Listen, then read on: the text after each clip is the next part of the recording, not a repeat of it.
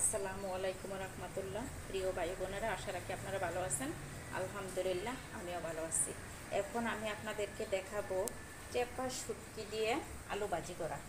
সেজন্য নিয়েছি আমি এখানে বেশি করে রসুন আর পেঁয়াজ, আর এখানে নিয়েছি আলু কুচি করে। এখানে আমি রসুনের পরিমাণটা একটু বেশি নিয়েছি। চেপা শুটকি ভাজি করার সময় যদি রসুন একটু বেশি দেওয়া হয় তাহলে আলাদা একটা ফ্লেভার আসে, তাহলে খেতে খুব ভালো লাগে। এখন এইগুলি কুচি করে নেব। চেপা দিয়ে আলু ভাজি করার জন্য এখানে আমি 4টা চেপা নিয়েছি এবং চুনের পানি দিয়ে ভিজিয়ে রেখেছি যেন আঠালো ভাগটা ভালোভাবে কেটে যায়, চেপাগুলি সুন্দর করে ধোয়া যায়। দেখেন, চেপাগুলি চুনের পানি দিয়ে ধুয়ে নিয়েছি, একদম দবদবে সাদা হয়ে গেছে। চুলায় কড়াই বসিয়ে নিয়েছি, এবার তেল দিয়ে দিলাম। তেল গরম হয়ে গেছে, এবার রসুন কুচি আর পেঁয়াজ কুচিগুলি দিয়ে দিচ্ছি। পেঁয়াজগুলি ভাজা হয়ে গেছে, এবার আমি চেপা শুটকিগুলি তেলের মধ্যে ছেড়ে দিব। আর তেলের মধ্যে ছেড়ে দিয়েছি, এখানে কোনো থেতু করার দরকার নাই, কারণ তেলের মধ্যে চেপা দিলে এমনি এমনি গলে যায়। দেখেন, চেপা শুটকিটা গলে একদম পেঁয়াজের সাথে মিশে গেছে। এবার একটু পানি অ্যাড করে দিব, যেহেতু আমি গুঁড়া মশলা দিয়ে রান্না করব।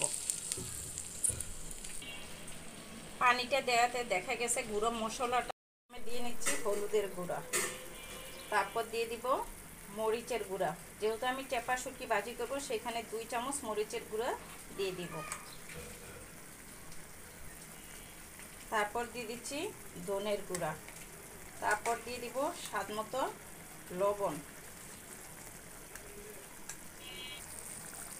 মশলাগুলো সব দেওয়া শেষ হয়ে গেছে, এবার নেড়ে চেড়ে আমি ভালো করে কষিয়ে নেব। তাহলে দেখা গেছে যে এখানে বাটা মশলার যে স্বাদ, সেই স্বাদটা পাওয়া যাবে। আমার মশলাটা কষানো হয়ে গেছে, উপরে তেল বেশি উঠছে। সবসময় মনে রাখতে হবে যে যখন মশলা কষানো হয়, যদি মশলা কষানো হয় তখন উপরে তেলটা বেশি উঠছে।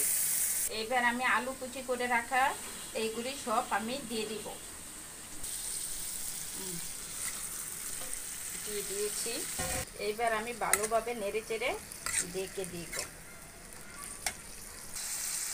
আলুটাও ভালোভাবে কষানো হয়ে গেছে, এবার সামান্য পরিমাণে পানি দিয়ে দিব যাতে আলুটা ভালো করে সিদ্ধ হয়।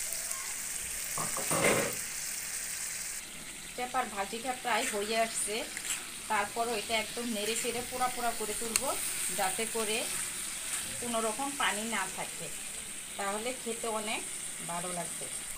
হয়ে গেল, এবার আমার চেপা দিয়ে আলু ভাজি করা সাইড দিয়ে তেলগুলি চিটচিট করছে, পোড়া পোড়া হয়ে গেছে। তুলে নিয়েছি এবার আমার চেপা দিয়ে আলু ভাজি করাটা।